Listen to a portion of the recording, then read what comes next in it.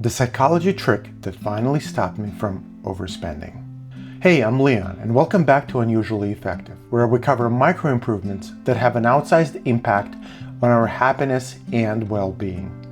In this brief episode, I will be sharing the simple yet powerful psychology trick that put an end to my financial instability and finally stopped me from overspending. Ever wonder why it's so hard to curb spending even though we know a penny saved is a penny earned? Why is it that even when we have everything we need, somehow tomorrow, there's a new must-have thing on our radar?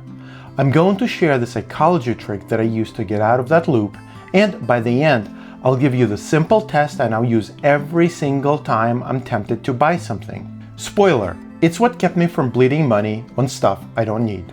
Correctly framing wants versus needs and evaluating opportunity cost is how you can trick your brain to spend less, save more, and achieve financial independence.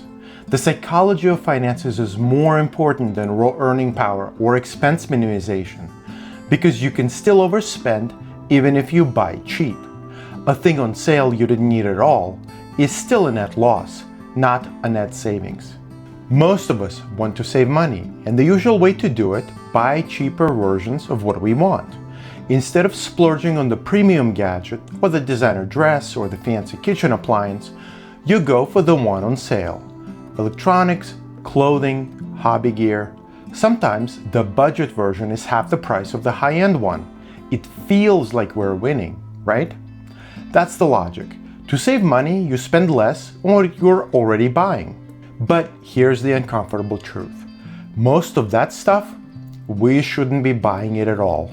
Take that good deal kayak, $500 marked down to half off at $250. Looks like a complete steal, but if you only go kayaking twice a year, that's $125 per trip. You could have rented one for $50 from an outfitter for the same price and never had to store or transport the thing. Or camping gear.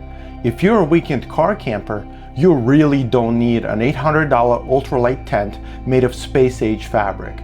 The one you've had for 5 years that still works fine, that's plenty good enough. And bicycles, unless you're a competitive cyclist, you don't need a road bike and a gravel bike and a mountain bike and a fat tire snow bike. You just need a bicycle. One. In my own life, what hit me the hardest was realizing how many of my purchases weren't really about saving money at all. They were just dressed up wants. To help you relate, let me tell you where I fell flat on my face with this. Example number 1, the desk. I bought a new desk when I moved apartments. Did I need it? Nope, my old one was just fine. I just got it in my head that a new apartment means a new desk. Completely made sense inside my own mind. Guess where my old desk is now? Sitting in my buddy's garage because he was happy to take it.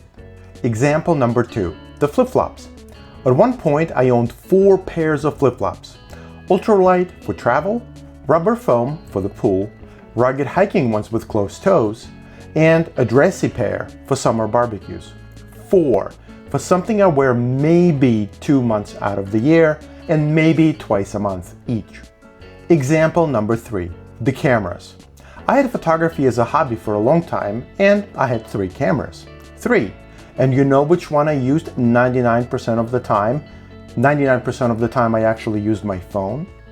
For that 1%, the smallest one with the zoom lens that fit in my bag, because convenience beats fancy every single time, especially when you're not a pro photographer. And the worst part, I didn't even feel happier owning any of this stuff. It just quietly drained my bank account and occupied space on the shelf. I tried to get a handle on this for years. So, what finally worked? Here's the system I use now. Number 1, reframe every single large purchase as future money.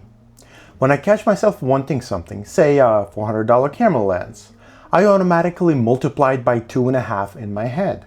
Why? Because if I didn't buy it and invested that $400 instead, in 10 years at a 10% return, just in the S&P 500, nothing fancy here, it would grow to over $1,000. So next time you're about to buy something, do quick mental math. Price times 2.5 Then ask yourself, would I still want it if it actually costs that much? It's amazing how fast your brain says, nope. This isn't deprivation. It's buying yourself freedom. Every dollar you don't spend now is future you buying more time by outsourcing the things you don't really want to do. It introduces less stress into your life, or you can put it towards an earlier retirement. Point number 2. This is the big one.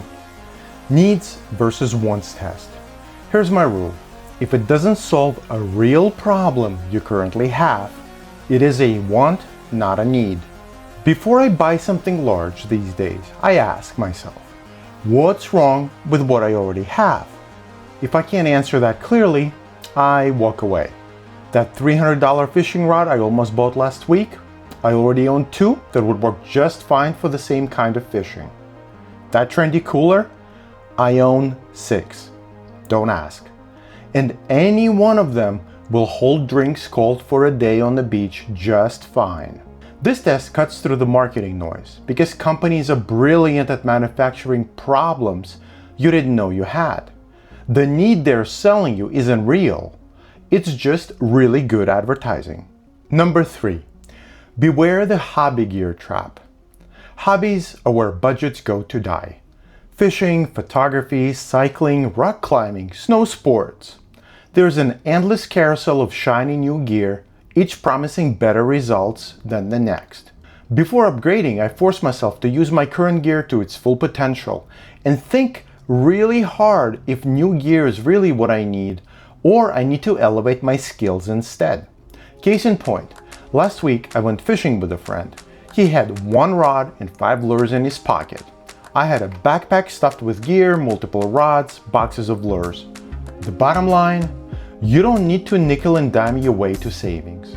You don't need to hunt for sales or stack coupons or outsmart price tags. The real game changer is psychological. Learn to see wants for what they truly are, and remind yourself of the opportunity cost every time you reach for your wallet. Because here's the truth.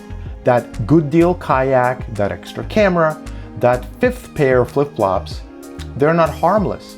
They're stealthy little thieves that steal from your time and from your future. But when you start framing purchases this way, spending slows down, savings climb, and for the first time, you feel completely in control. Not because you're earning more, but because you finally broke the spell of buying things you never needed in the first place. And that's the trick that changed everything for me.